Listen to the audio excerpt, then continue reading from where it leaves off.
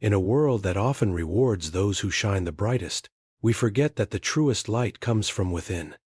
We learn early to polish our appearances, hide our failures, and show only what we think others want to see. But have you ever paused to ask yourself, in the race to look successful, are we slowly losing the courage to be honest?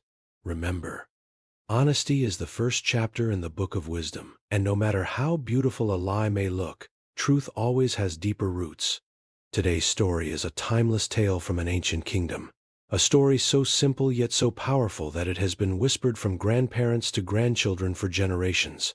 It's about a wise emperor, a courtyard full of children, and a single seed that would reveal more than anyone expected. As you listen, I want you to quietly ask yourself one question. If I were tested today, would I have the courage to stand before the world with an empty pot in my hands? Stay with me till the very end, because this story might just change the way you see success, truth, and yourself.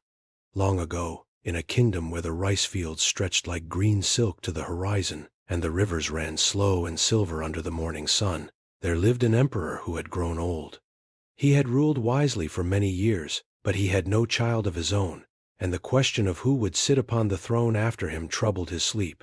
He was a gardener at heart. He believed that the measure of a person could be read in how they tended living things. So one spring morning he summoned every child in the kingdom to the palace courtyard.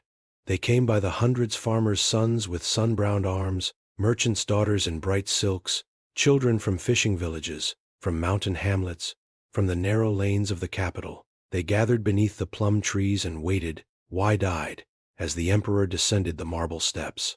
In his hands he carried a small clay bowl filled with seeds. "My children," he said, and his voice went as gentle, but it carried across the courtyard like a bell. "I am old. One of you will one day take my place. To choose among you, I will give each of you a single seed. Plant it, water it, care for it. Return here in 6 moons' time, and whichever of you brings me the most beautiful plant, that child shall be my heir." A great murmur rose from the crowd. The children pressed forward, and one by one they received their seed from the emperor's own hand. Each seed was small and dark and unremarkable, and each child cupped it as though it were made of gold. Among them was a quiet village boy. The boy loved growing things more than anything in the world. His little garden behind his father's cottage was the wonder of his village.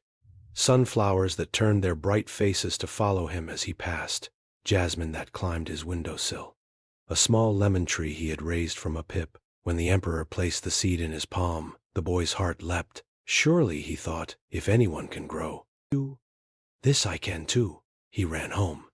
He chose his finest clay pot. He filled it with the richest, darkest soil from the shaded corner of his garden. Soil he had tended for years, rich with the crumbled leaves of many autumns. He planted the seed with careful fingers, watered it from a porcelain cup, and set it on his windowsill where the morning sun would find it first. Then he waited. A week passed. Nothing. 2 weeks. 3. The soil stayed dark and silent. The boy began to worry. He moved the pot to a sunnier spot. He watered it more carefully, then less. He whispered to it in the evenings.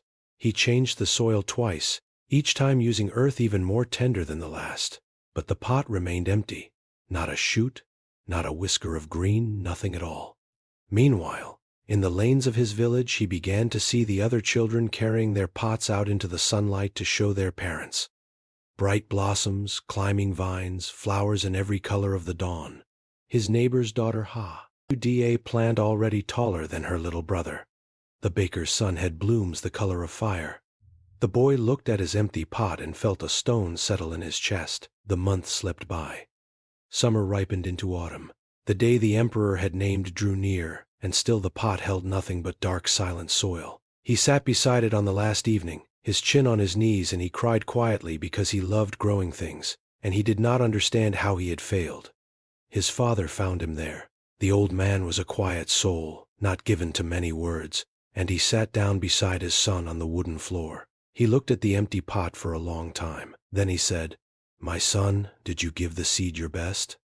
The boy nodded, his eyes wet.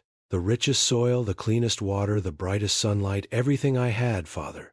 Everything I knew." His father was silent a moment.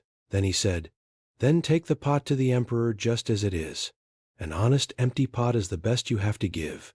Anne. The best you have to give is what you must bring. He placed a gentle hand on his son's head. Remember, my boy, integrity is doing the right thing even when no one is watching.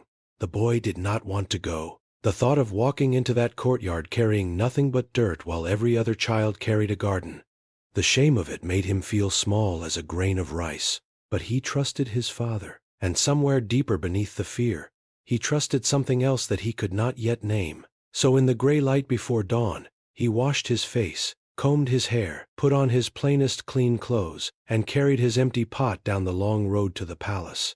What a sight awaited him! The courtyard had become a garden beyond imagining. Children stood in long rows, each holding a plant more magnificent than the last. There were flowers that spilled over the rims of their pots like waterfalls of color.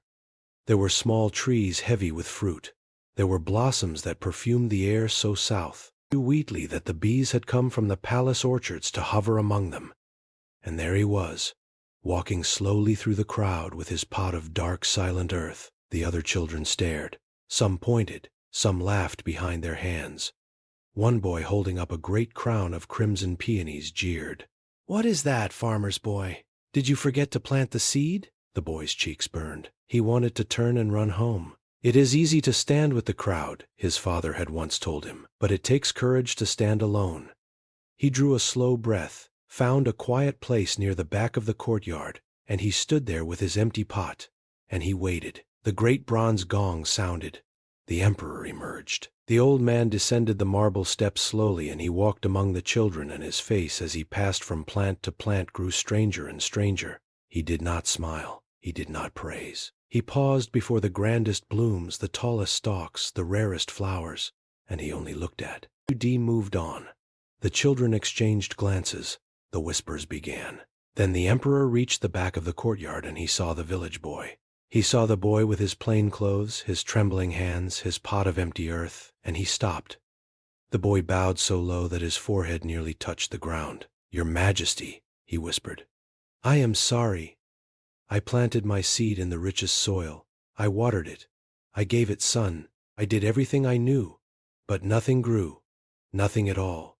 I have failed you. This is all I have to bring." For a long moment the emperor did not speak. And then slowly the old man's stern face broke into the warmest smile that courtyard had ever seen. He turned, and his voice rang out so that every child heard him. "My children, hear me now. The seeds I gave you, every one of them I had boiled in water before I placed them in your hands. No seed among them could ever have grown, not one." A terrible silence fell. The children looked down at their magnificent tea blossoms. Their cheeks went pale, then red. "You have brought me flowers," the emperor said now, "but you did not grow them. You bought them. You dug them from your gardens. You traded for them in marketplace. You hid your empty pots and brought me beauty that was not yours. All that glitters is not gold. And today, my children, every pot in this courtyard glitters with a lie. Only one holds the truth." He turned back to the village boy, and he laid his hand upon his shoulder. "Only one child in all my kingdom had the courage to come before me with an empty pot. Only one chose truth over praise, and honesty over glory. This is the child who will sit upon my throne. For a kingdom is not grown from the fairest flowers. It is grown from the deepest roots. And the deepest root of all is an honest heart." And he took the boy by the hand, and he led him up the marble steps. And the morning sun climbed over the palace walls and lit the empty pot as the were made of gold.